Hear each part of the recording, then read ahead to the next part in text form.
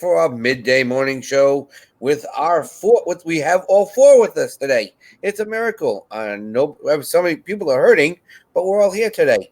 So, want to welcome everybody in. We have Tommy the Bargain Effect with us, Anthony Berg, and Landshark Picker, Mr. Craig. So, go ahead, Tommy. Start it off, buddy. All right, Tommy, the Bargain Effect, just your average everyday thrifter, rummages, flea markets, auctions, storage units, whatever I can get my hand on, looking for profit that other people overlook that I can flip online. Mr. Anthony. Hey guys, my name's Anthony. I have a YouTube channel called Pittsburgh, and I do a lot of yard sales, estate sales, flea markets, Goodwill bins, anywhere I can go get cheap stuff that I can resell on eBay for a profit. That's what I do, and I document all of that on my channel. I also do a weekly Bible study every Tuesday at 2 p.m. If you're into that type of thing, we will be doing it today. However, I have a doctor appointment, so we're going to be late today. So make sure you subscribe to the channel, hit that bell so you can be notified as soon as we go live today. Awesome. Mr. Craig. My name is Craig. Hi, Craig. I don't know when I can get out this morning. Can I just play a recording from yesterday? No, I'm kidding. Hey, my name's Craig. Landshark Picker is my channel on the YouTubes. Do all the same stuff these other guys do. eBay, Amazon, Macari. Sourced in the great and wonderful areas of thrift stores, garage sales, et cetera, et cetera, et cetera. So. Nice. And like everybody knows, if you're on my channel, you know what I do. I just added Macari to my new setup, so I'm going to be working on that. We'll talk about that in a little bit because I got some questions for you anyway, Craig. So today's topic is the day in the life of a reseller. I got this asked by one of our weekly viewers that sent me an email and was wondering on how everybody starts their day and goes through their day, because they know that there's a couple of us are disabled and just living in different areas. They want to know what they do. So, Greg, why don't we start with you? I play Uber every morning. That's the first thing I do. We're a family of 5, and I've got 2 working daughters, and my wife works part-time at a church, but a lot of running around in the morning, and we're not warning people at all. I hope that, and that's the problem. It'd be different if I was not a morning person and my wife was, or vice versa, or the kid. We're just in a mess because we're all hard to get up in the morning, and it's hard to get going. But that's usually the first thing, that keeps me from sleeping in, so it helps me get up and get going. Mm-hmm. I'm not a big breakfast eater. I'll usually have a Coke and some kind of candy bar. So, I'm a terrible eater when it comes to that kind of stuff in the morning. But this has been the beginning of my day for a month and a half now. Right. Yeah. And truthfully, it really kind of helps me set my mindset for the day. Yeah, I'd have to agree with that. I think the doing the show in the morning kind of helps me get in that mode, that mindset of working and accomplishing and getting things done that need to be done. Yeah, I agree. It's definitely been positive for me as well. Yep, that's definitely with me. Getting up at 5:45 when my wife gets off to work, it gets me up to get the kids going, and then I know I've got to get set up for this. So, and then we can move on from that. Whatever we do, I mean. Usually after we finish our show, what normally do you do after that, guys? Do you try to source right after, or you guys just try to schedule appointments, or how does that work with you guys? Depends on how I feel.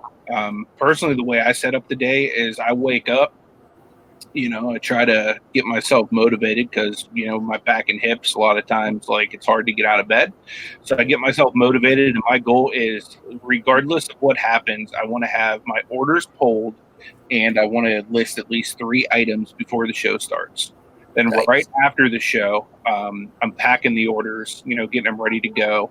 basically I'll set them aside, and then I will just start listing whatever I have near me or whatever my objective for the day is.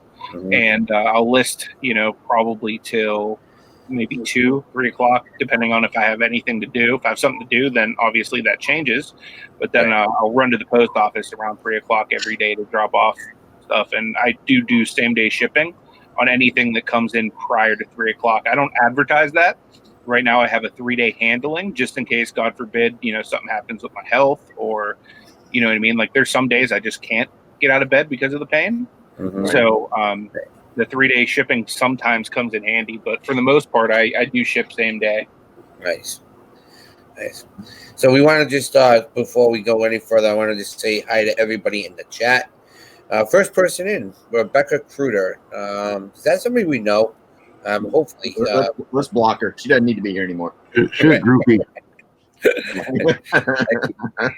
We got Lisa C. Another one we need to block, Mr. Red Neckerson Resales, Nathan. Sorry about that, Nate. Diane Matthews, another pistachio picker. Is that okay? He's here. Mr. Cliff, he's the Mr. Maple Walnut. We'll call him that. Oh, Mr. Kevin Crawley. Wow. Kevin's in the house.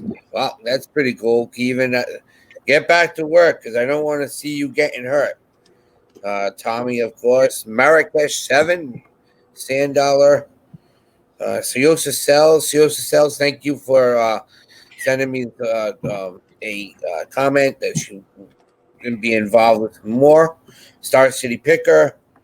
Of course, Anthony. Pittsburgh. Yeah, Jen Hayes.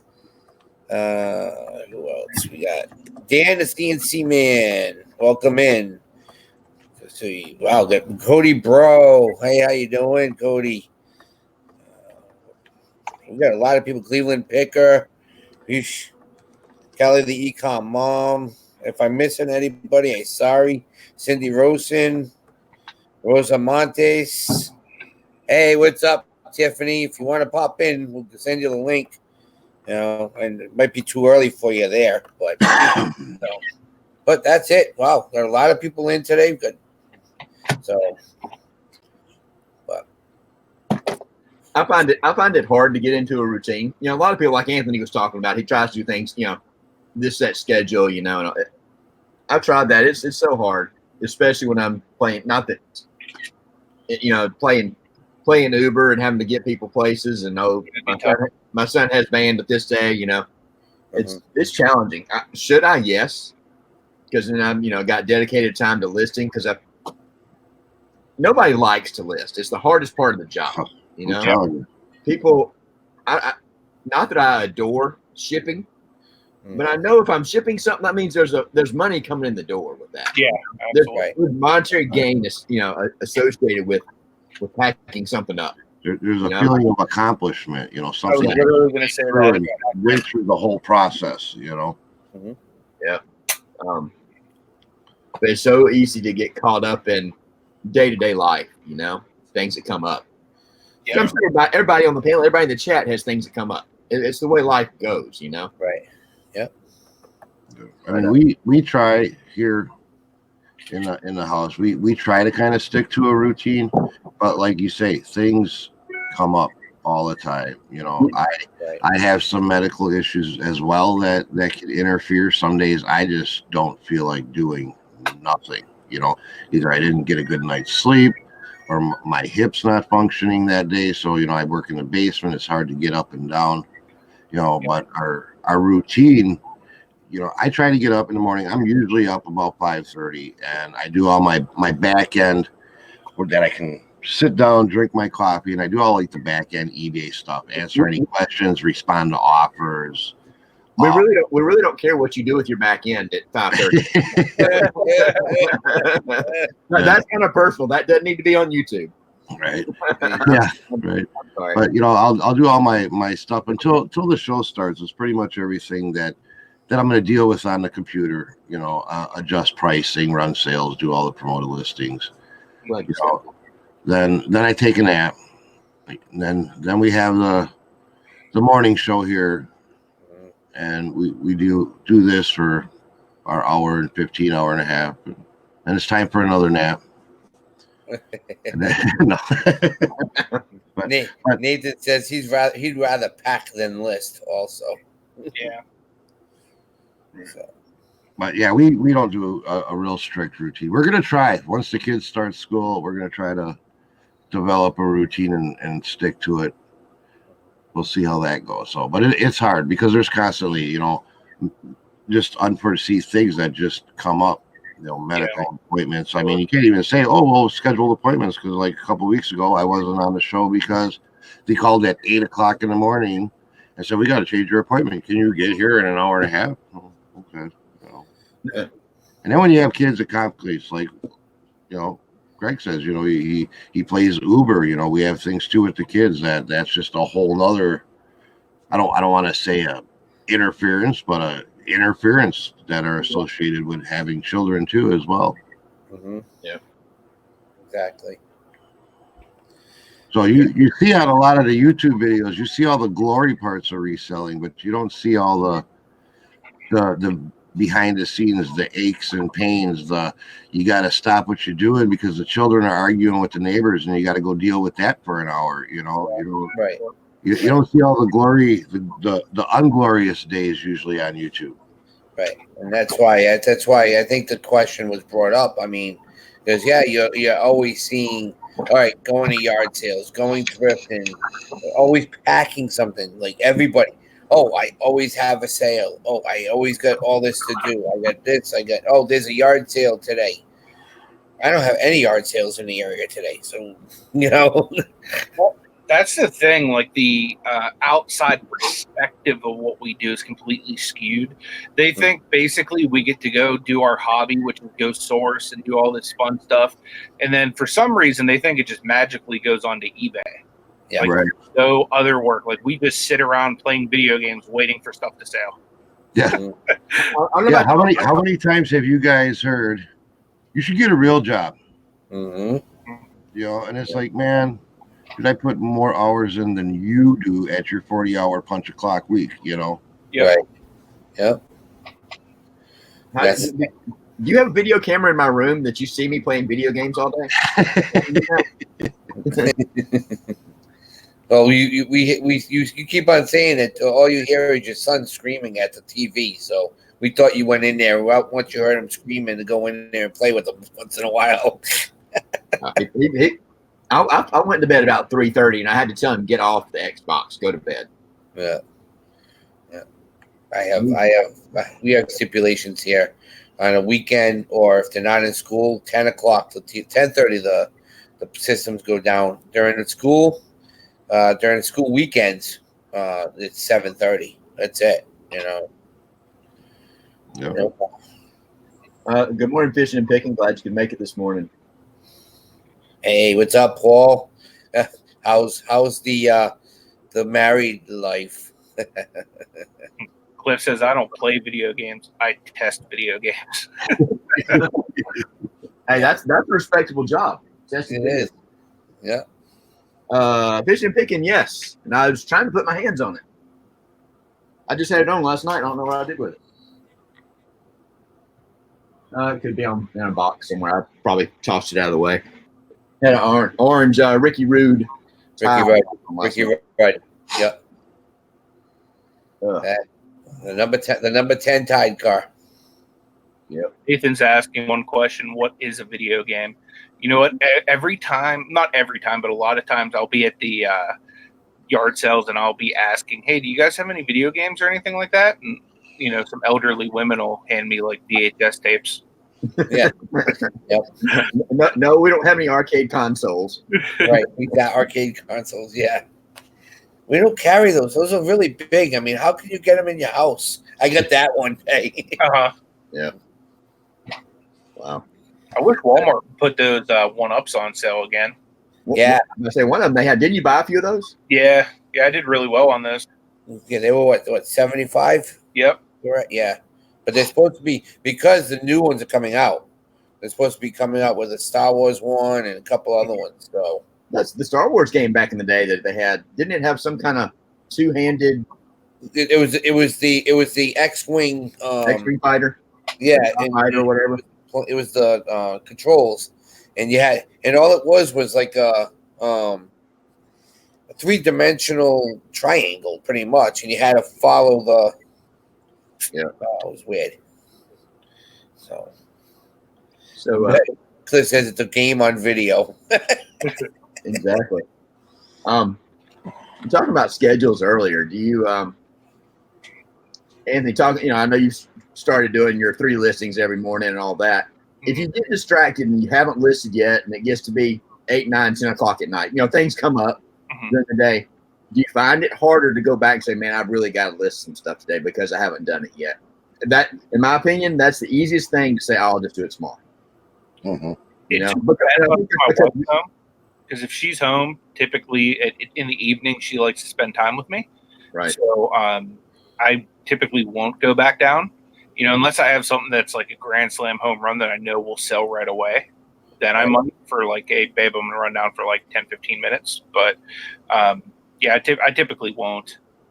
Unless she's working like late or like an overnight shift. Then if I'm filling up to it, I'll list late into the evening. Those home runs are the easiest things to list, aren't they? Mm-hmm. Yep. It doesn't matter what time of day it is or how tired you are. I'm like, I got to get this thing up. One thing I'll be listing like pretty much immediately, maybe even for my car, is some diabetic test strips today. Oh, I'm going to get some up. I think I'm getting like 3 packs. I think I'll probably net about $200 on them. Sweet. Nice. Yep. Yeah. They sell like literally within 10 seconds of listing too. It's the greatest part about it. Nice. I always sell them to like some kind of medical supply company or something like that. Yeah, you said that. They turn around, they charge insurance like $500 on them. Yeah. I saw somebody's post on Facebook or somewhere talking about that. It's incredible. I mean, it's crazy. I mean, people can't live without them. Yeah, for sure. Mm-hmm. Yeah. It's like when I was cleaning out the house next door, there was 5 meters that were in there. And then I looked at all the test strips and they were all out of date. And I'm like, damn it! Thought I was gonna get a good grab there. Yeah, the One Touch Ultra, like the blue box ones, those are amazing. I have some of these. My wife's Graham gave me these. She wasn't using these anymore. These AccuChecks. These aren't that good. I've had these listed for a while. I might have to just lower the price on them.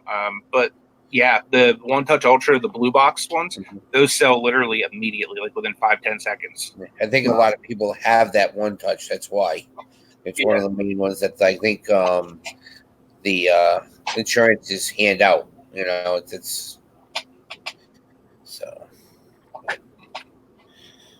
Have you? I know you mentioned Macari earlier, Derek.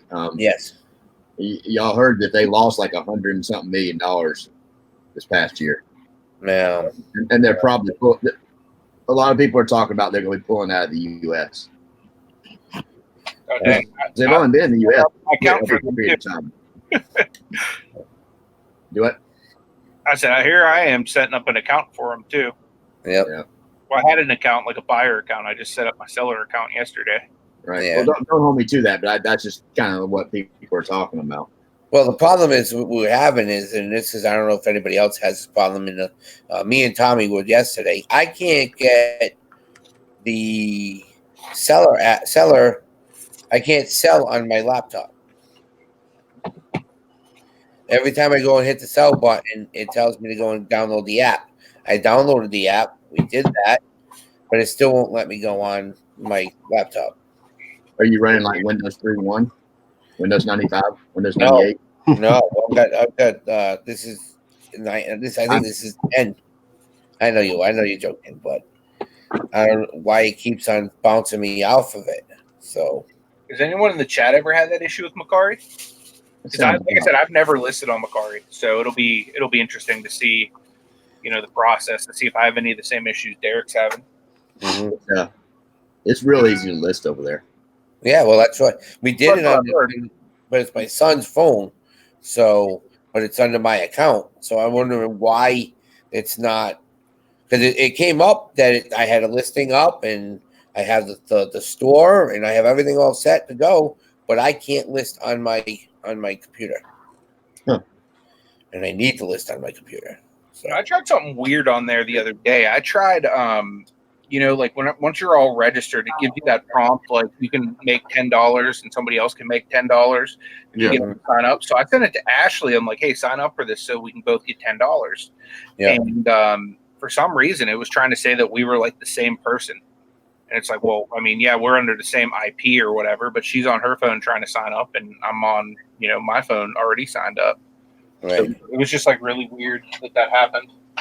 Turn your Wi-Fi off when you're signing up, and just go through the phone data. It'll give you a different IP. Okay, I'll have to give that a shot because she like tried it for 2 seconds and she was like, "Oh, there's a obstacle. I'm just gonna quit."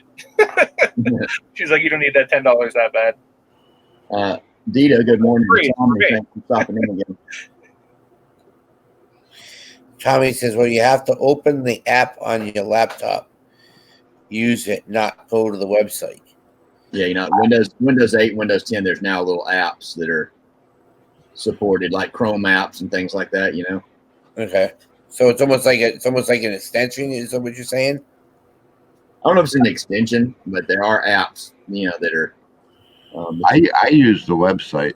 I'm running Windows 10. I use the website. I don't have any problems. I didn't even know they had an app for Windows. I don't run that Windows thing anymore, unless I have to. Yeah, I don't really mess with Windows either. Yeah, I'm not worried about making offers, fishing and picking. I wanna start selling.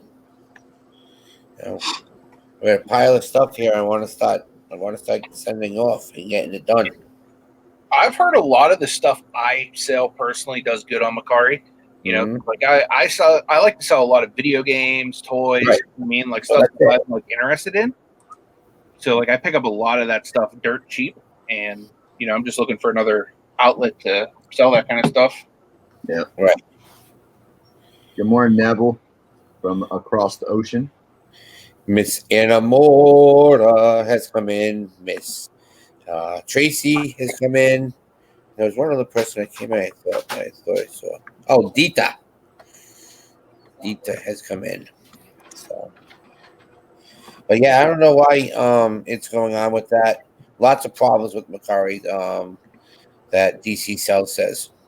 Well, that very well. They just reported their earnings, I guess, the other day or yesterday, that they lost 110 million or 100 and something million. That sucks. Are they like a publicly owned company? I have no idea.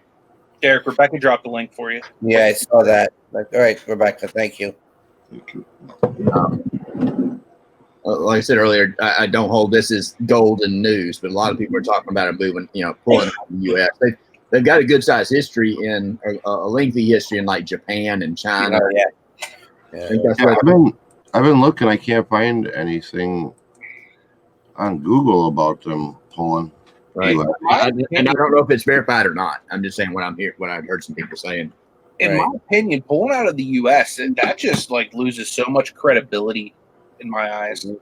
Like, and I'm not trying to say the U.S. is better than any other country, but I mean, we're pretty well established, territory of trade in the world. So pulling out of the U.S. almost, to me, it's like waving the white flag. Like, you know what I mean? Like, we're not on par with these other companies. Well, right. And then, please, like I said, please don't take it as news or. No, I'm trying to find out, and verify something, because I do a lot on Macari.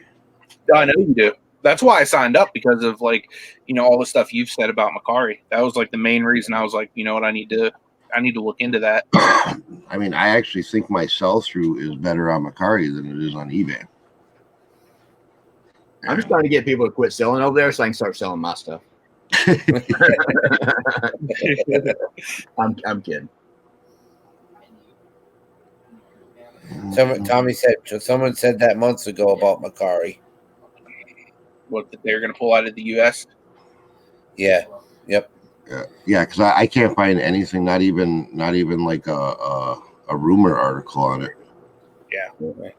I think I saw some posts on Facebook and stuff like that, but that is what it is, Well, if it's Facebook, it's got to be real. That's right. You're dang right. Facebook is sometimes too real. That's why I don't have an account. Right. Right.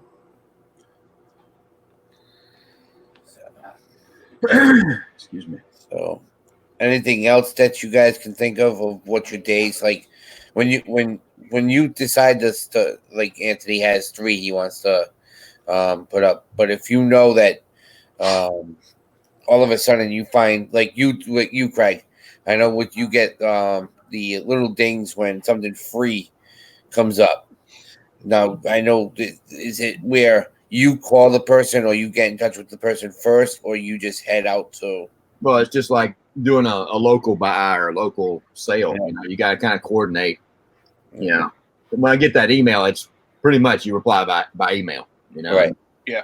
You just have to coordinate. You know, and that's a good point. You know, if you get into the routine of doing certain things at a certain time, what if something comes up? What if you see something on Facebook Marketplace that you need to source? Hey, if I don't jump on this right now and it's an hour and a half away, then you, Right.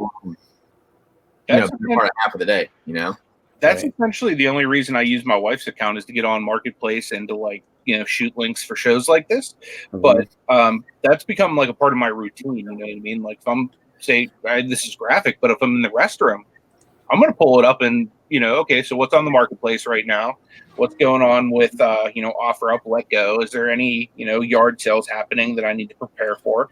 You know what I mean? So I'll be looking into all that stuff just in my downtime, you know what I mean? Or if I'm just sitting on the couch, mindlessly watching TV or whatever. I use all of that time constructively so that I can, be prepared to source whenever the time comes. Right. I'll see now, Lisa, that link that Rebecca just put up. Lisa just said that that's a better link. It doesn't bring you to download an app when you try and sign up. So I'm going to try it, but I think that's the one that I was using, though, www.macari.com. So is that going to be a thing here? Mayor Ketch just said fulfilled by eBay next year should be interesting. Did they come out and say that they're doing that now? Yeah, it's going to be, it's FBA, but they don't want to call it FBA. They want to FBE. Yeah, I think the official term is fulfilled for eBay. For eBay. It's all handled by third parties, from what I understand. Gotcha. Somebody like I think Pitney Bowes is handling part of it. Okay. Right. It'll be good. I think it's gonna be a challenge. I think that's just another one of their steps to try and, I don't want to say catch up, but to try and mimic Amazon. Right. Tracy agrees with you, Anthony. Yeah. But the way you're saying it is toilet shopping. Like you like going to the store and look for toilets. I mean, that's the way you put it, Tracy. Is a little. The sad thing is, I'll wake up in the middle of the night because I'll be in pain. I'll have to take a pill or something like that. Yeah. And first thing I do after I take the pill is I grab my phone and I'll go check to see like what auctions are ending on eBay, and I'll kind of just take one little once over of all the other stuff just to try to get ahead of everybody else for the next day. Right. So like I'm always, you know what I mean? My mind's always in that like grind mode, even when I'm like pretty much half asleep. Yeah. I hear you. Rumor coming out of eBay Open ads only will fulfill new items. Well, I know that Steve Rakin said something about it, and Casey the Rockstar Flipper, and there was a lot of them out there. And I know Shane. Well, I'm going to try to talk to Shane a little more about that, but he was really took a lot of time. Well, so, I got the keynote video from eBay Open where they talk about it, and it will be open to new and used items. But how much it's going to be worth sending your one-offs in versus if you're sending, like if you're buying in bulk or you got 15 of something, that you're sending in, because the fees aren't, they're not going to do it, and still the fees are going to be the same. There's going to be an increase in fees. Oh yeah, I'm sure they're trying to find a way to just increase revenue by taking. Yeah. They're not going to make any kind of business decision that doesn't make them more money, or they're going to try and make more money. Absolutely. Right. Adam says that's not necessarily true. Adam, what was that in response to? And good morning, Joseph. Welcome back in. I know you've been here in the past. I think it'll be I think the key to the whole fulfill for eBay or whatever you want to call it is just that whole guaranteed delivery time, guaranteed like you get with Amazon Prime with FBA. Right. Yeah. I think that's what kind of drove everybody to doing it, because they're guaranteed the product in 2 days and it's free. If they don't take that model or that methodology or whatever, I think it's going to be hard to accept. So you think this is basically going to be like a means to like, shipping all your RA stuff for the most part, kind of like Amazon is. I think that's where it's probably going to be most beneficial to people that are into that type of selling. Yeah. So basically, it's just trying to bring over another category of reseller, because a lot of the people that do that now basically just do it through Amazon. Right. Although Amazon, you can make so much more money through Amazon. It's, like sometimes that frustrates me. As a consumer, I personally buy most of my stuff through eBay just for the cheaper rate. Right. But, it's something to take note of, you know what I mean, when you're selling stuff to, maybe take a look at Amazon for that, for that fact. Right. I want to welcome in Junk Girl 71. Hey, D, Flipping Particles. Adam's Exploits has come in. So we got some great guys, people coming in. Thank you for doing everything. And my buddy Joe just came in the chat. But yeah, if they're going to go with that, but they need to go, they just don't need to go half butt into it. They need to go full bore. I mean, like Marrakesh is saying, they're already doing the model in Australia already. So. You know what we need to do? We need to get in touch with Pommy. Ron, whatever his name is. He may not be doing fulfillment by eBay. They've already got there. We need to find out if he's got somebody that he would recommend, and see if we can get him on and just kind of have that conversation. Why don't we? They have their morning waffle tomorrow morning, so why don't we pop in tomorrow morning at 5:30 with him and Andrew, and see what they say. Yeah, and they test him in Australia, because Australia, yeah, definitely. I think that would be good. Yeah, and see what the changes are. Even if they send us an email of just the different aspects of how they run it over there. So because if they're testing it over there may be some small tweaks, but they're not gonna rewrite the process, rewrite the methodology, whatever. It's gonna be right. They're gonna do all the changing while it's over there, trying to figure out what works best and how it works. Right. So do you think with this managed payments that eBay's doing, and I still haven't really looked into it because I run my business off of a PayPal debit card, so I've basically been trying to stick to that this whole time. Do you think eBay is going to have something in that fashion, like a debit card, credit card, or something like that they're going to start rolling out for the people that are moving over to the managed payments?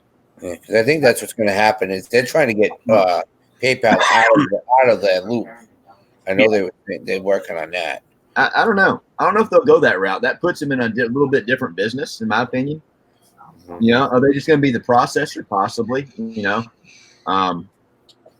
I think it's going to be that it just is tied directly to your personal checking account. Mm-hmm. Yeah, I don't know. I may be wrong there. That's just my gut feeling. They probably don't want to get into because PayPal is really not a bank, and there's right. You leave all your money. What I view it as too. So that's kind of the that's kind of like the weird thing about the way I have my business set up. So I may actually have to get like an actual bank account, because I know if it goes into our bank account, it's going to get intermingled with basically our personal funds and everything. Right. Basically, exactly. business is going to suffer because my wife doesn't really look before she spends. Yeah, that's exactly why.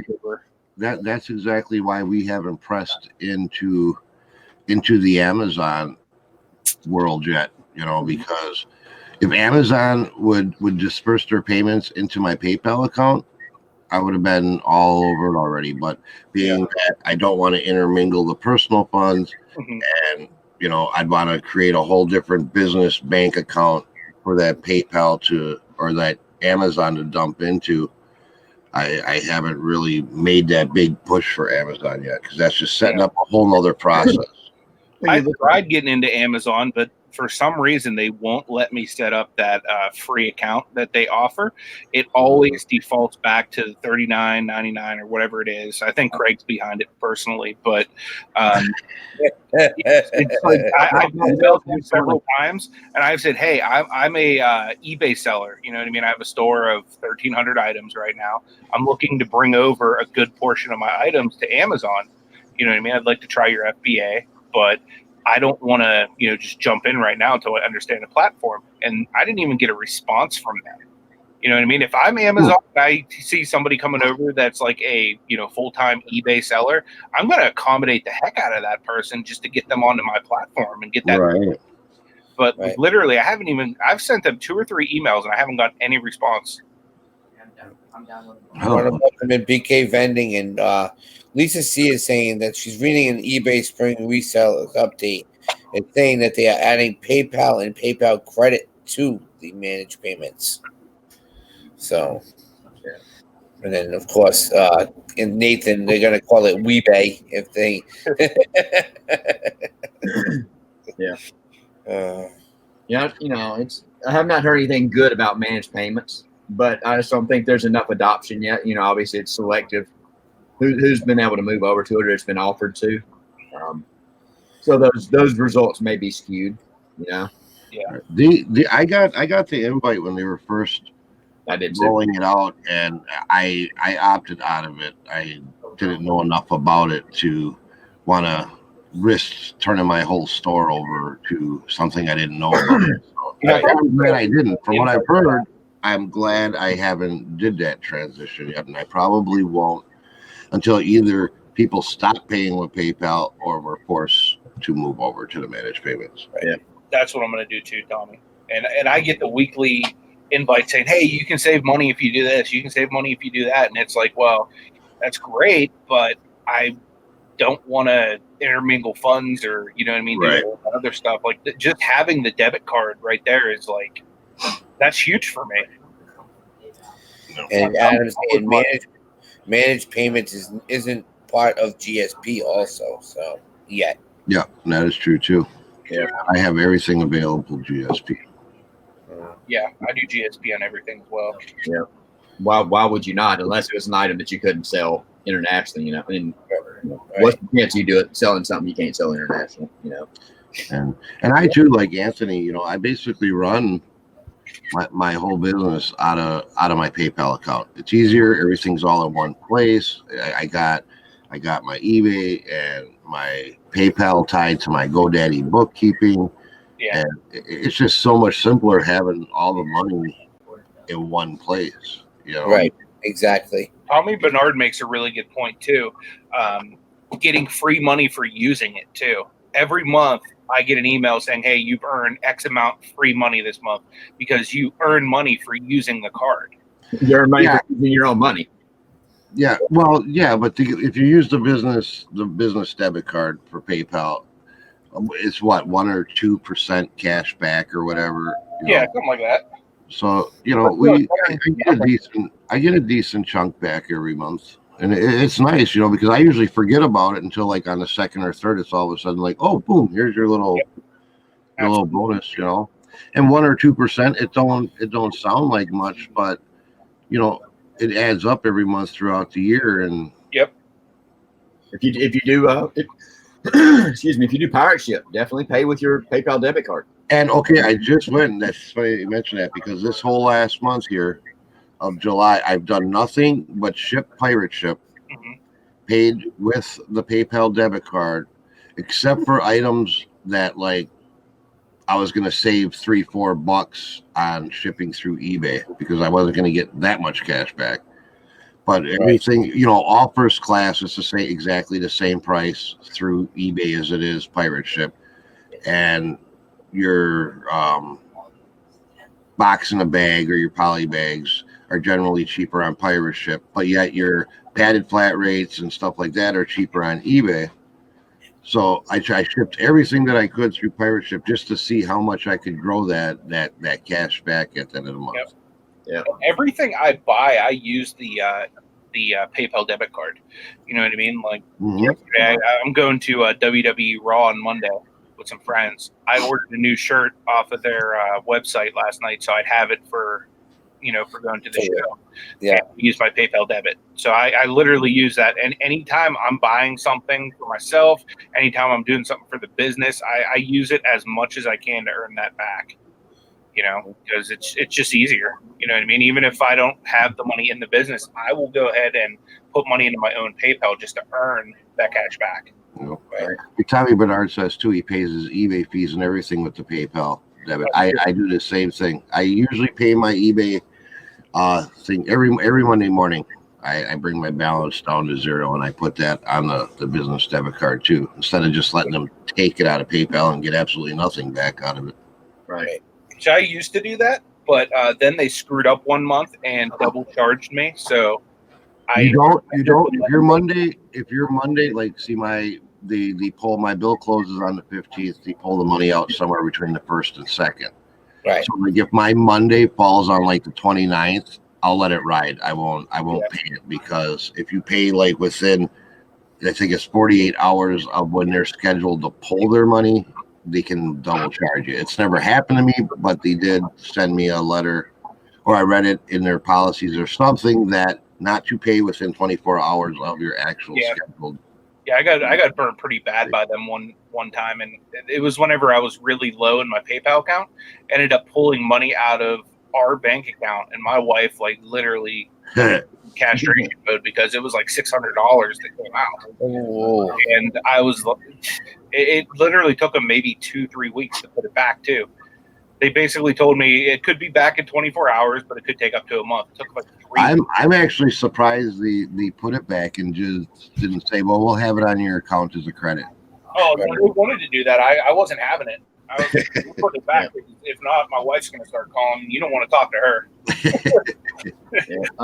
BK Bending and Flipping says, is there a way you can see the shipping fees for GSP? I think there's somewhere you can see what the customer pays.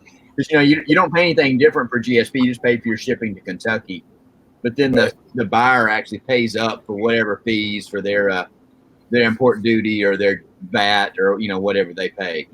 And somewhere in your shipping process, what they paid, that fee pops up. I don't remember if it's on the actual shipping page or if it's in the order details or something. But there's a spot that you see what they're charged by eBay to forward that shipment. I was just going to mention that when you're going to print the label, over on the left-hand side, it'll say what they paid you and what they paid shipping. Yeah, it's outrageous in some companies, in some countries. And I think Canada is one of them. I think that's why Cliff says he hates GSP. I think it's a lot more expensive. People, I know like Katie and Vicky and stuff, they do the simple export through pirate ship, and they say it really boosts their sales. They sell a lot more internationally. But to me, shipping internationally, I don't want to deal with, maybe it's not as confusing as I'm making it, but I don't want to deal with learning what I can make available to this country, what can't be shipped to that country. Yeah. And there's just too much variable that I don't want to have to figure in when I'm listing. I already hate listing. I don't want to add another complicated process to it. Right. Yeah. Not only that, I like the insurance aspect of the GSP. You know what I mean? Because if you're shipping, your shipping could easily be $40, $50, all the way up to $100 to get it somewhere. Right. And you have to eat that on top of losing an item is just not something that I'm interested in doing. Yeah. BK Vending and Flipping says he meant before they buy. I don't know. I doubt we would be able to see that as a buyer buying internationally like that. I don't know if they would be able to see it. I would assume that they would if you have calculated shipping, potentially. I don't know. We'd have to ask somebody that's bought something, in the U.S. from another country. Right. Like Cliff. Yeah. Ordy Kelleher has to come in. Welcome. Yeah, Tommy. That's one of the big things. I've always wondered why. I don't know if it's going to get better with managed payments. It should all of it should be real time. I should not have a final value fee charge left on my account at any time. It should immediately come out of my whatever my payment method is. Yep. It should come out of that. Just like Macari, just like Poshmark. I know that's one of the things that I like about Macari. When I list something on there, it tells me right away, if you charge this amount, this is the money you're walking away with. And That's once what that Poshmark item does, too. sells and it's cleared, that money's mine. I don't have to be like, well, I got to save this much of it to pay my bill at the end of the month. You know, theoretically on eBay, once a month you should get charged your $59, your $99, whatever your eBay store costs. Exactly. right? And that's it. Exactly. We're in the 2000s. This should be all real time payment processing, immediate posting to your account. Yep, I agree. I would love that. It's not like they're sitting back waiting on checks and cash to come in the mail, to pay off somebody's balance. For sure. Right. And I think that sellers would go crazy. In my opinion, sellers would go crazy if they ever did that. They would love it. Yeah, just on instant payment, it'd be great because it's just, I don't know. But I know Adam did say something about I guess he brought it to somebody's attention there about the instant payment, and they said they were looking into it, but it's a lot of whatever. If they've made a change with the managed payments, it should have been bundled in with that. Because I'm sure managed payments have been in the works for a number of years. I'm sure that's not something that happened. Yeah. Well, it's like everything. They say, "Oh, this is new. This is new." No, it's been 4 or 5 years they've been working on it. It's just finally coming out. And with the whole, like we were talking about, Macari. I mean, everybody else is handling it that way. Doesn't Poshmark do it that way? I think they do. Anthony, right? I think. Yeah, they'll do the same thing as Macari. Okay, Gate City Picker. He says if you have a store, you can set up your business policies to include or exclude countries you don't want to send to. That's cool, and I do know that's in there. I've seen that. But how do I know what countries I want to send to and which ones I don't want to send to? How do I figure that out? You'd have to go off. Yeah, you have to do your research on each country. and personally, the amount of time I'd spend doing that outweighs the amount of money I'd get in sales. Right, exactly. Again, my opinion only. I mean, I know some countries you can't ship certain things into. I'm not going to research every product. Okay, can I ship this to Guatemala? Can I ship this to Brazil? Can I ship this to India? I'm not going to do that. I did it back in the day. I mean, there might be an easier way to do it, but I'm not going to do it. And again, it's not a one size fits all. Just because we don't do it doesn't mean. I know Tommy is talking in the chat. He does a lot of international first class. Mm-hmm. Just something that at least me and Tommy choose not to do. Right. Because we don't do it, does that mean that it's right or wrong? No. It's what we do. Exactly.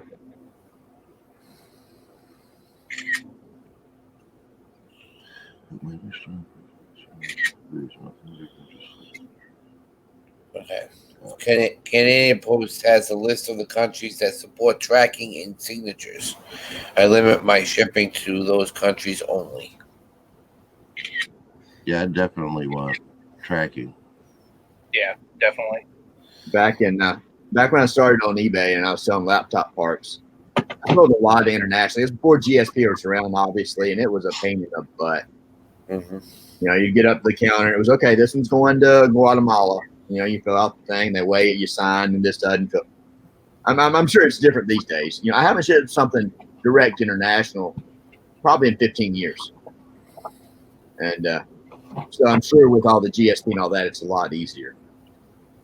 But I mean, it is what it is. It just depends on what your business model is and what kind, what you want to do. Right. I would like to see eBay though get a little more. And I'm sure they're trying, but appease to more of like the suggestions that we're asking for. You know what I mean? Like, obviously, we don't want to have to wait till the end of the month to have a huge bill for the final value fees. Just take that stuff out. You know what I mean? Like, I'm wondering if they'd have to build an entirely new interface, or like how expensive it is for them, because you would think at this point, especially if they're trying to do the, fulfill by eBay or fulfill for eBay or whatever, that they're trying to kind of adapt to kind of meet the needs of people and stuff like that. But I'm wondering how much it's going to actually cost them to be able to make these adjustments. Right. Lonnie just popped in. Hey, Lonnie, thank you for Garage Flips. He said you just print the label and sign the customs document. It's nothing. Yeah, it's super easy. I print it out right on my Dymo and just plop it on, and it's out the door. Wow. Everybody's different. Yep. Well, I know. The one thing that I tried shipping internationally myself, the person claimed the never got, but yet I don't even remember where it went, but it was tracked all the way to delivery and said it was delivered, and they're claiming they never got, and then they're like, well, we're not like the U.S. We don't get it dropped off at our door. They put our packages on some corner or something. I'm like, hey, that's not my fault. I was like, forget it. I'm going back to GSP. Yeah, heck yeah. I'm not about to, deal with a lost package or something like that and not have any kind of insurance on my end, especially sending it all that way. And depending on what the item is too, you could lose a high dollar item. Well, this was like a $75 item too, Yeah, right. It could have been somebody trying to scam, just like we have them here in the U.S. But yeah, for sure. If I could put a wall of protection between me and a scammer, I'm gonna do it. Absolutely. Well, it just gets down to what everybody's risk tolerance is, or their comfort level is. Everybody's different. Something I chose not to do. Does that make me wrong? No. Does that make anybody else right? No. It is what it is. Just like anything else we talk about, Yep. Yeah, I definitely don't mess with any of that stuff, though. Even if people seem shady when they're messaging me, I don't even deal with them. Unless it's like an item I've been sitting on for a really long time and I just want gone, I won't even deal with them. I'll just wait on the next person. Yeah. If you got the right product at the right price, it's going to sell to somebody. Definitely. And I don't know about you guys, but I've gotten some really shifty messages, just personal messages on items from people. Asking me to do things. What is this guy talking about? Yeah. And Tommy Bernard said that earlier.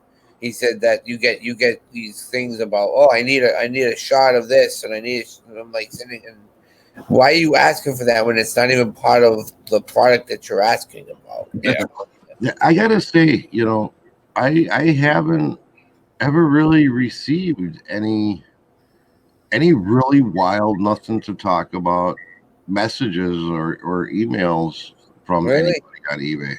I have either. Well, there's just a lot of times I've received stuff where people are basically asking me to go against eBay policies without actually saying, hey, this is against policy, that you'll lose all of your insurance and coverage as a seller if you do this. You know what I mean?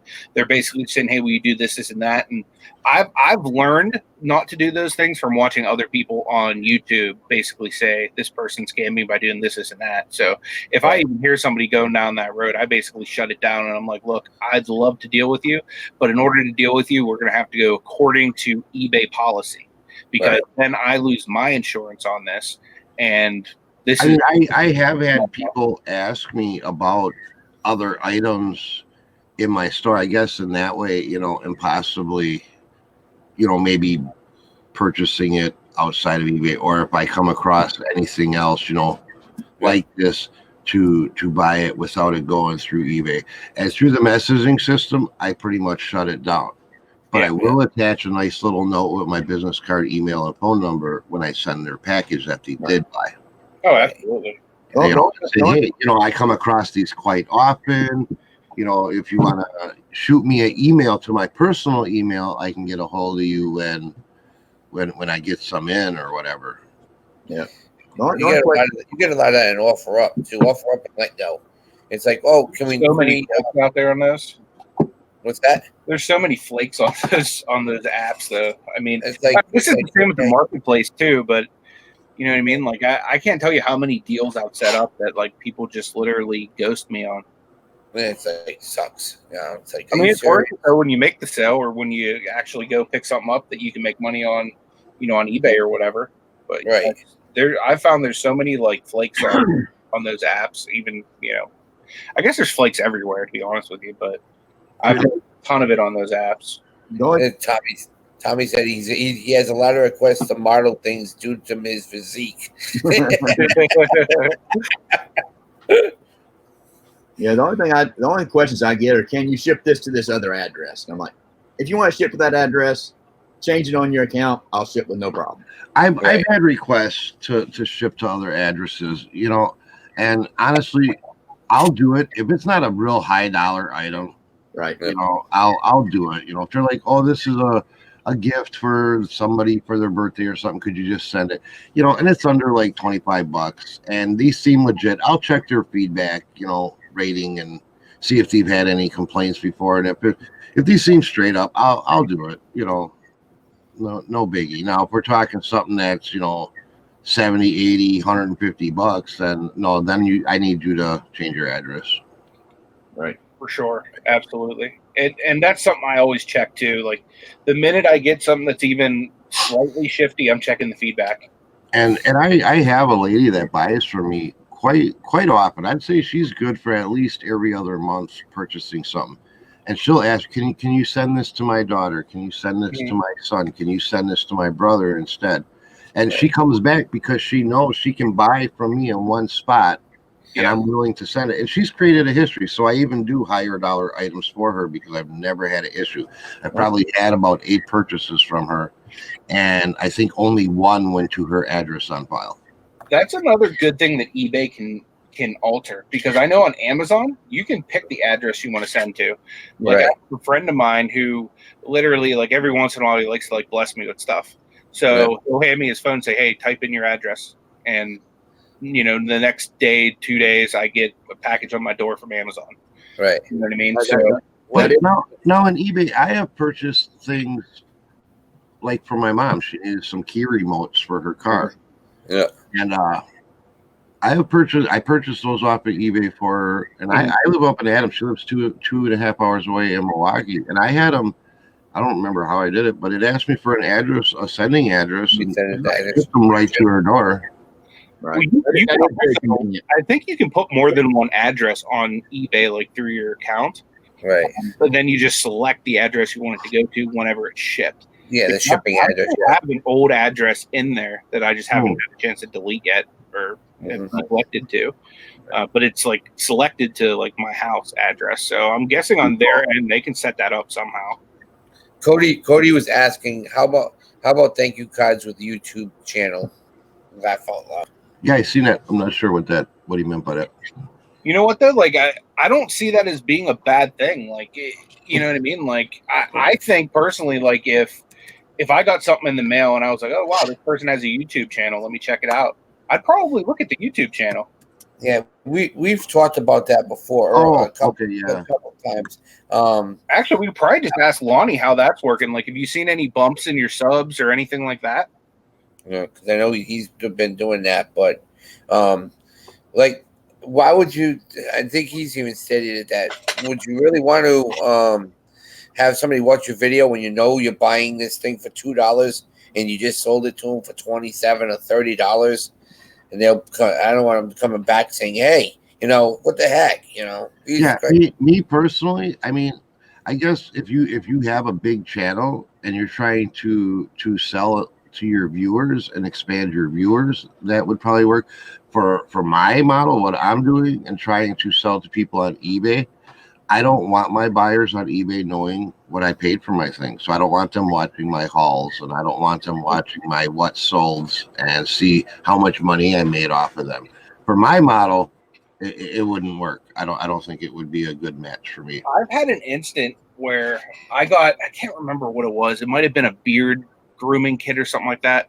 Got it on clearance for 50 cents at Walmart. And I forgot to pull the tag off before I sent it to this dude. I sold it to him for like $26, something like that, plus shipping. And I got a message like, dude, this says 50 cents. I just paid $20. I paid $23. And then I just kindly wrote him a message. I said, hey, man, like, this is kind of what I do for a living. I'm a reseller. I go and find stuff, at basically wholesale prices or, whatnot. And I just kind of explained it away like that. And he was like, oh, okay, yeah, that's cool. I mean, this was a fair price compared to like, the other prices on eBay. So like, I don't price myself stuff like above the average price. I always price myself lower than what the other stuff's going for.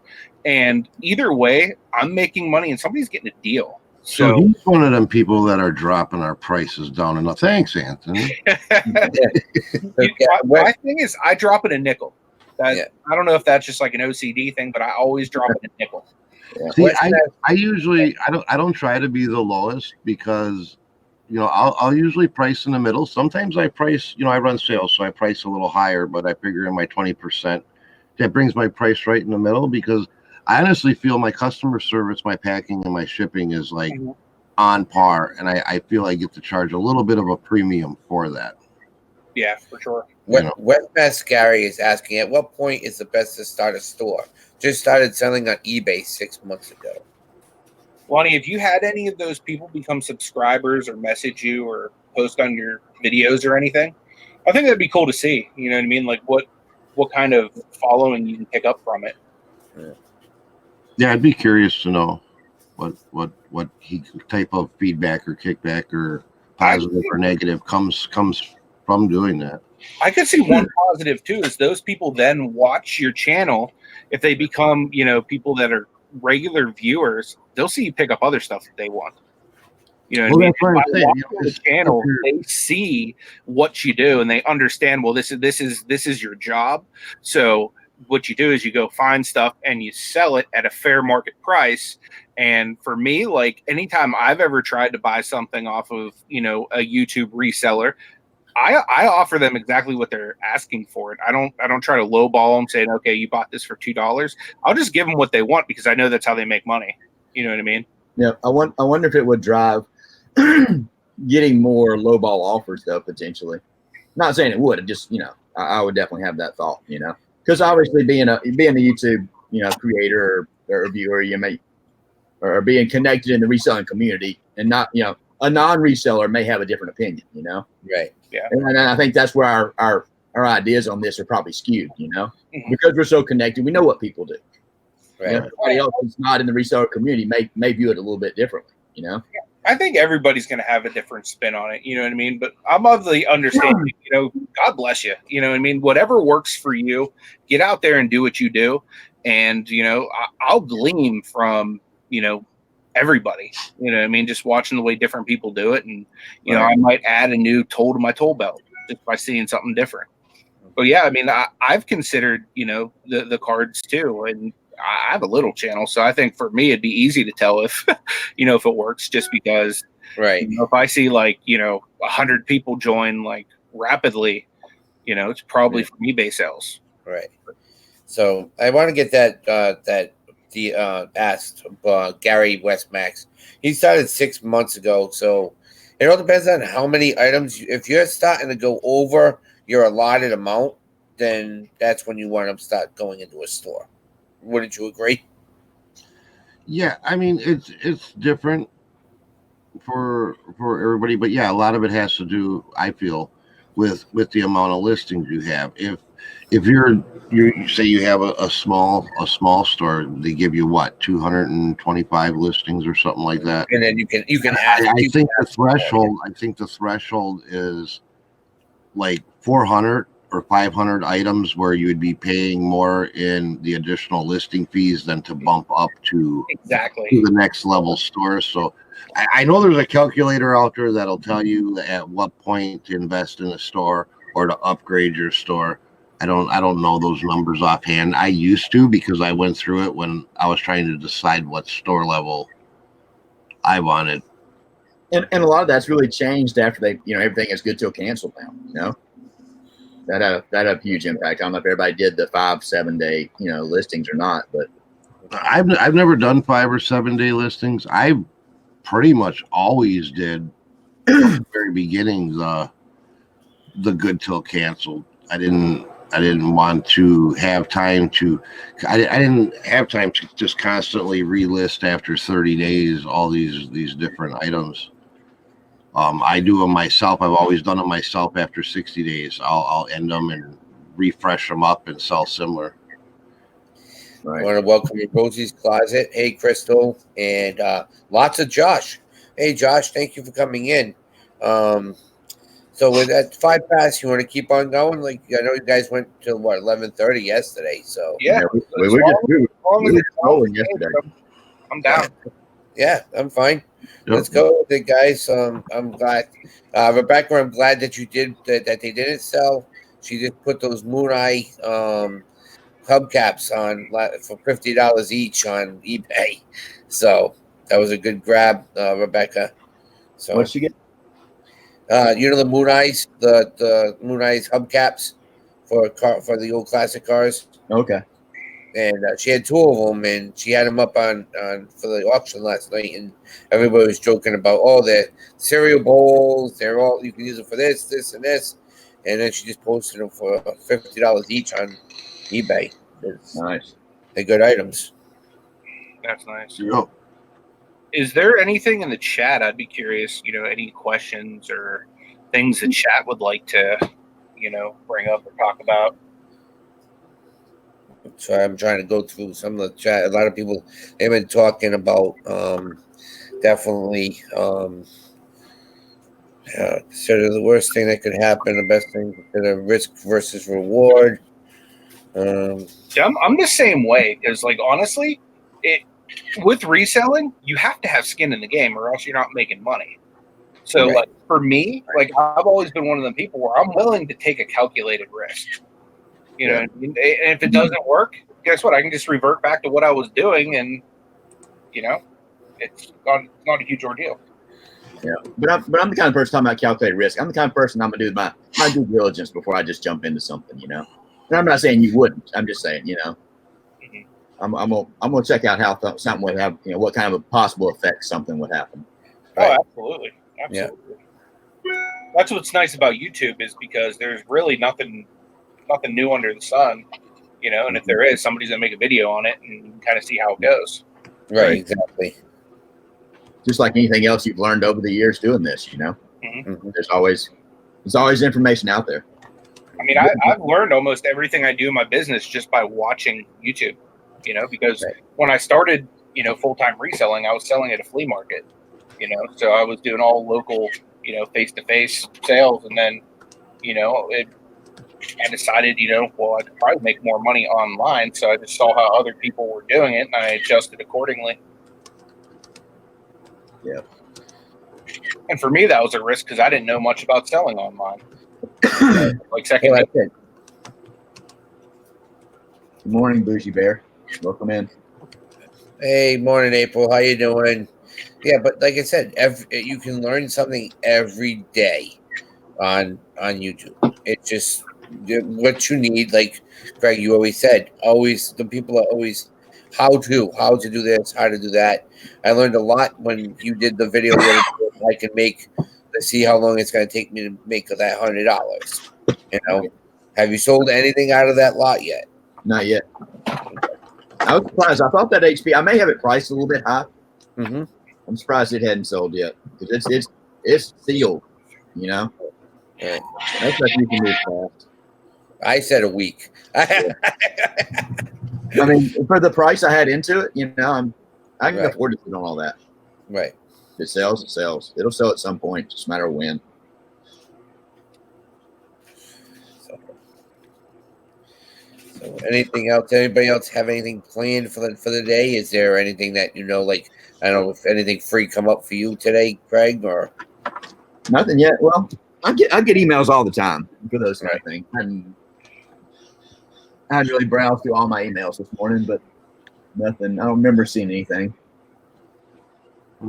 All I got to get done is right after the show here. Actually, I've been working on it the last couple minutes. I got to get the invoices from last night's auction up. I actually had a couple people already pay, so that's wonderful. I'll get their packages shipped out right away today. Awesome. Did the that's my priority today, and then whatever time I have left after that, we'll probably just be working on listing. Mm-hmm.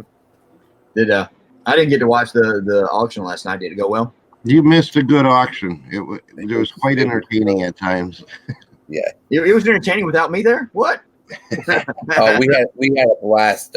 Tommy had a Scooby-Doo, a Mexican Scooby-Doo with a maraca and a sombrero, and we rode the line real close, but we had everybody in the chat chiming in, and oh man, it was so funny. And look who it's going to. It's going to Texas. Yep. Nice. That's funny. Yep. Yeah, BK bidding and flipping. I do the same thing typically. I usually price a little high, knowing I'm gonna get offers to run a sale. Yeah, I've always got a sale going. Depending on, like I've talked before, depending on the time of the month, how sales are going, that dictates what kind of percentage I'm running. You know. The weird thing for me is I don't do a whole lot of sales, and I think because I price the stuff so competitively, the only time I really run a sale is when I just want something gone. You know what I mean? Where I'm just trying to make a little bit just to get it out the door. Right. The weird thing is I don't run very many sales. Lisa says, yeah, banana on his head. You know what I sold a lot of last night at that auction was eBay tape. Yeah. Yeah, he was selling 4 rolls. He started them at $1. What they went with $7 each plus shipping. Yeah, I think that's what it was. Yeah, $4 per pack. So it's basically $1 a roll. That's what I ordered with my coupon this time. I ordered eBay tape and I ordered the little thank you cards. I just didn't need boxes. I've got a decent supply of boxes. Well, he had all the different colors. He had purple, yellow, white. I mean, you had all that color, blue. Yeah. So, yeah, I think Cliff. Well, Cliff put in a pretty nice order on that, so that's cool. Yeah, that's going to Canada. What size was he said something about he had a freight forwarder or something. I got his email, I believe. I haven't checked with him because something got sent back because I had to send it customs and everything, and it was that Sony Watchman, and it got stopped in North Dakota. They ripped the bag open and they sent it back in just bags. It was just like, wow. They're like, this can't be shipped over. So if I have to send it to Montana, I'll send it to Montana. You know. We got Joy that just jumped in, Derek. Hey, Joy. Joy to the world. And the deep blue. It's so funny because she's like, hello, world. She's a trip. I love watching her. What's Matt Gary's asking if we are full-time resellers? I believe all 4 of us are full-time resellers. Yes, sir. Yes, sir.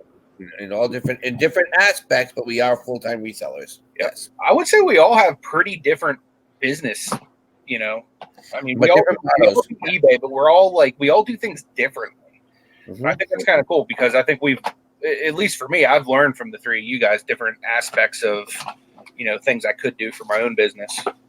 I think that's what's interesting getting groups like this because everybody does something different. The chat does stuff different, you know. Mm-hmm. You know, just like we always talk about, we learn from them and hopefully they learn from us. Yeah, sure. And the only way you can determine whether you want to do something is see what other people are doing and consider it yourself, you know? Yeah. I want to read Rosie's Closets thing. She said she had sold the same item on, was it Poshmark and eBay? And it was the same person that bought it on both platforms. Oh wow. It must have been priced pretty good. Yeah. When I was still selling on the unmentionable, I had someone come message me like literally cussing me out on Poshmark because my price on Poshmark was higher than it was on eBay. Where on eBay, like I have it it'll automatically drop after so long and it'll just keep dwindling till it sells. On Poshmark, I don't have that feature. So like basically they're like, you're trying to rip me off, blah, blah, blah. It's the exact same pictures. You have the exact same name, blah, blah, blah. So yeah, I've gotten into some issues on Poshmark like that whenever I was still using it pretty regularly. That's you don't cool. Like it, don't buy it. That's exactly what I said. I was like, well, if you're on eBay, just buy it there. Like, obviously, you're going to get a better deal. And then I had to explain, like, I automatically have price drops on eBay. Like, it'll drop every so many days. So what you're seeing here, they don't have that feature on Poshmark. So it's not like I'm going through automatically dropping stuff to try to get a higher value on Poshmark or whatnot. You know, they both originally started at the same price.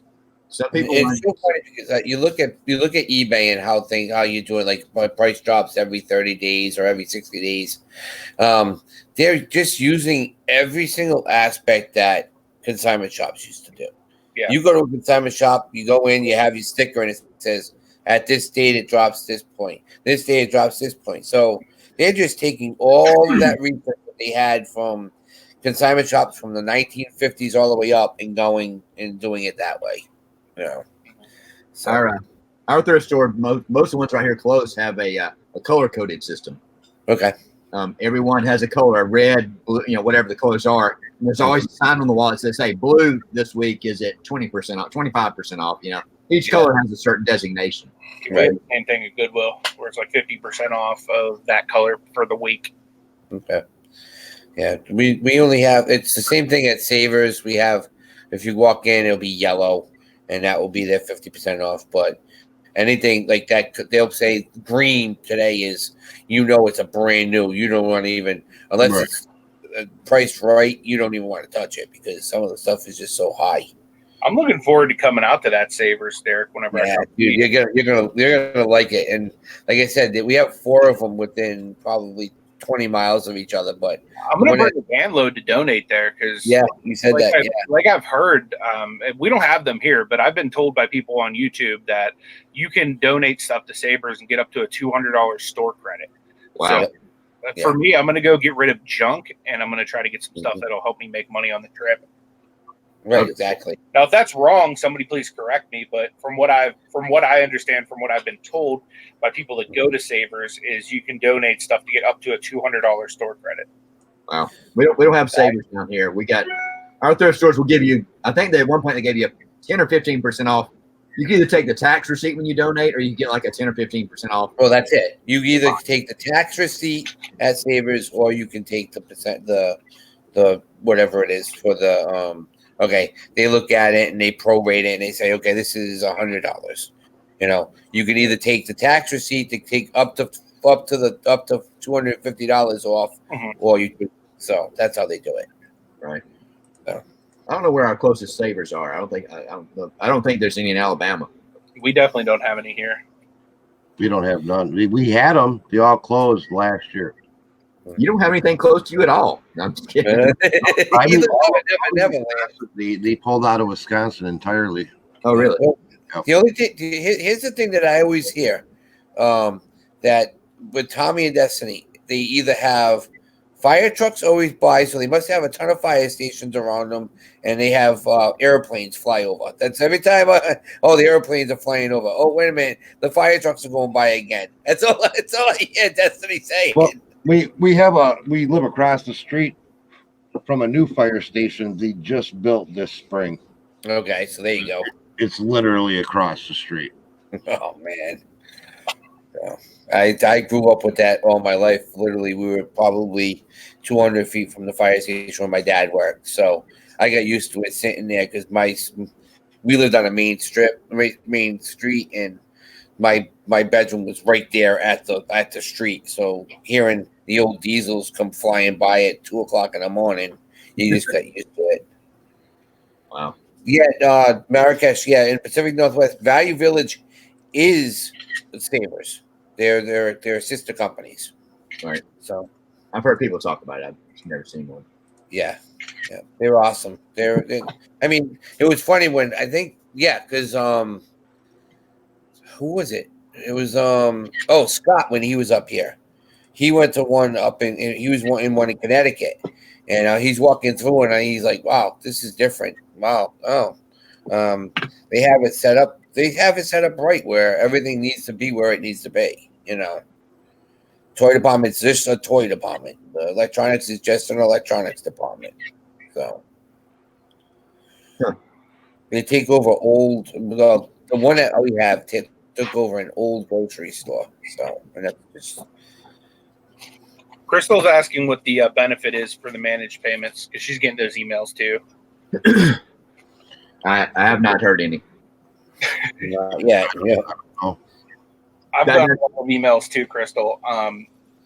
The only reason I haven't moved over, we kind of talked about it a little bit earlier, but I have a PayPal debit card that I run my business off of.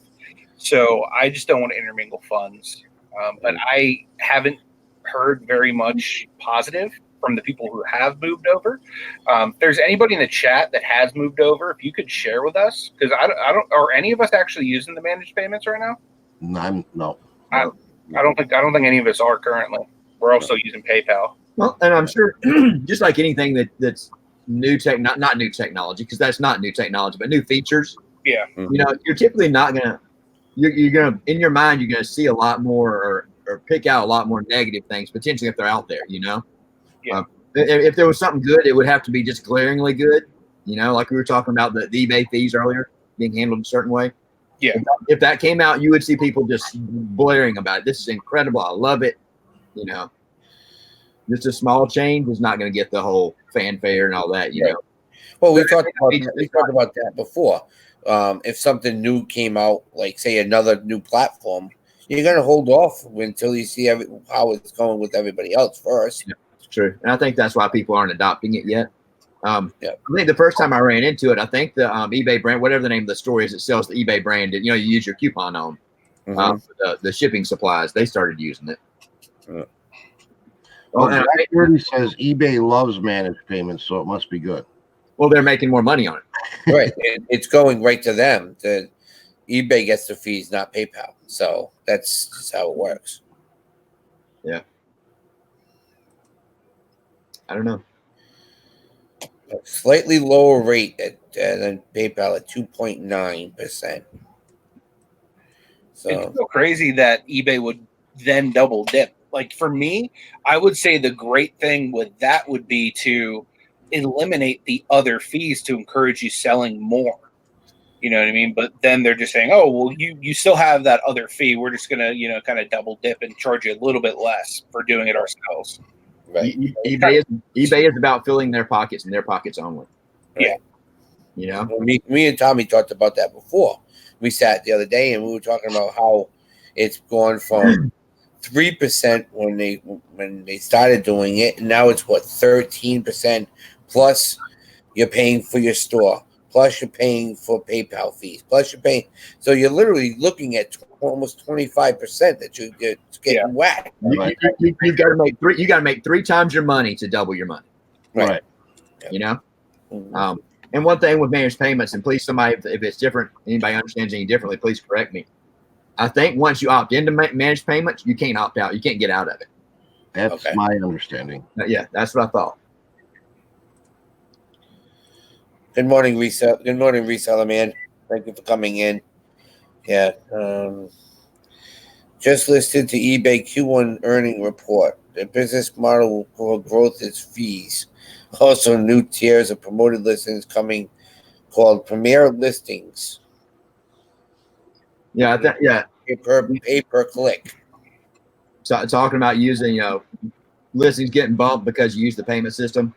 In my opinion, eBay is going to bump listings higher in your search based on how much money eBay makes off of an item. In my opinion, if they know they're going to make more off of my item, if we're both selling this battery, each selling a battery like this, Anthony, and they're going to make more money off of mine than they are yours, mine's going to get pushed to the top. Yeah, right. Because in the end, they're worried about their bottom line as a business. They don't care that you're a better seller. You're going to give them, give your customer better customer service. They care about how much am I going to make off of Craig selling that battery. Right. But you can't. I mean, I know everybody gets upset with eBay, and they're like, well, they're just all about making money. Isn't that what we're all in business for? Oh, I agree. I wasn't attacking them or saying it was bad. I'm just saying that's. I mean, if just that the whole point to like when we do the auctions, if Anthony wants to buy something from me, but Craig wants to offer me more money, well, I'm not gonna be like, Anthony's a really nice guy. So, I like the way he wears his hat. I'm gonna give it to Anthony cheaper, even though I got this guy offering me double. I'm about my bottom line. Right. Oh yeah. I mean, it wasn't meant to be as putting them down or whatever. It's business. Yeah. Right. But I think that, as a seller, you got to kind of understand that, from a selling perspective. even if I do have a superior way of wearing my hat. I mean, you know, it sucks. Fees go up. That's Yeah. the inflation of things. Postal fees go up. Everything goes up. But like I said, you know, I said before in the show, you know, it's still cheaper overhead than if I was trying to do the same thing out of a brick and mortar. Oh, for sure. Right. Exactly. That's why I don't hate, like, you know, seeing people pick something up super cheap and then me offering to pay full price, because a lot of people have or best offer. I just pay the price because for me, if I'm going to buy something off somebody in the community, I'm doing it to help support their channel. I'm doing it to help support their business. You know what I mean? So for me, paying the full price, you know what I mean? I would rather do that than somebody saying, hey, I picked it up for $2. Give me, you know, $5 or $10. Like, I'd rather just give you what it's worth, what you can get for it. Adam's saying that Elliott Management has the largest stake with 4.4 billion of eBay in stock, with 4% of outstanding shares. So that's why a lot of things are changing, because there's two shareholders now. So right. Wifey just hooked it up, guys. I got another jalapeno omelet. Come on now.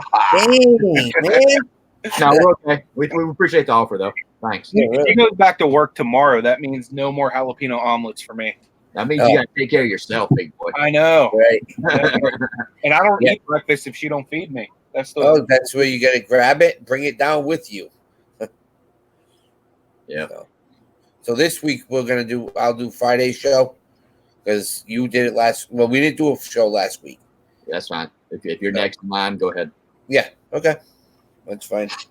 Anybody else has any ideas, please put them in the chat for our we're making a list of different topics that everybody wants to listen to or be questions asked.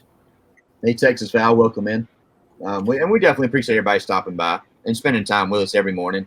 Right. I know we say it every morning, but you know it's nice to see everybody. Everybody is so interactive. It's we really enjoy it. You know, we're getting information. Y'all are getting information.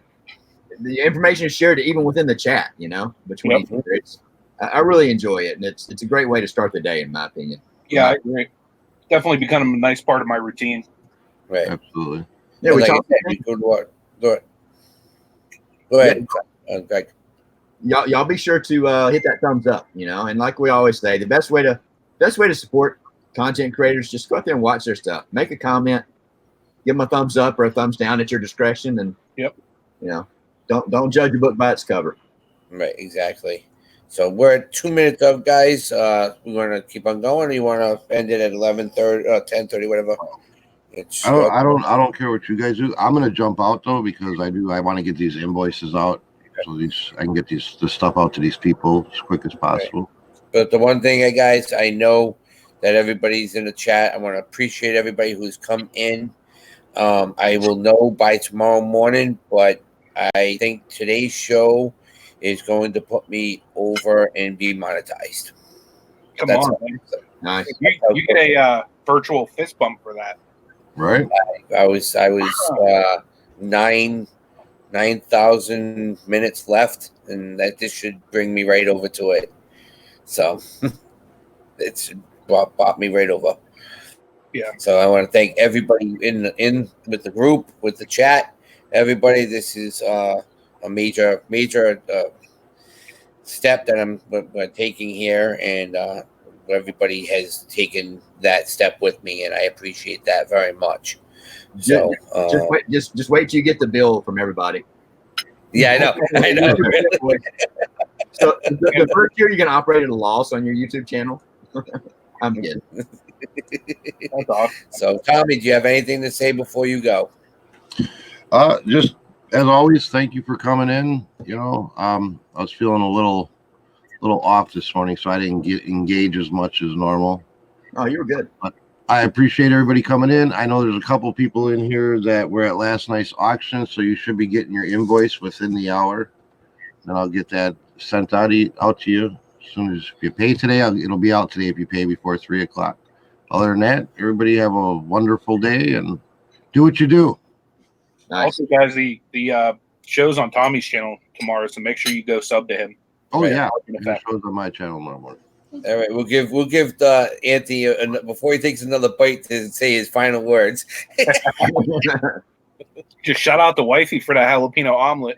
Uh, Those things.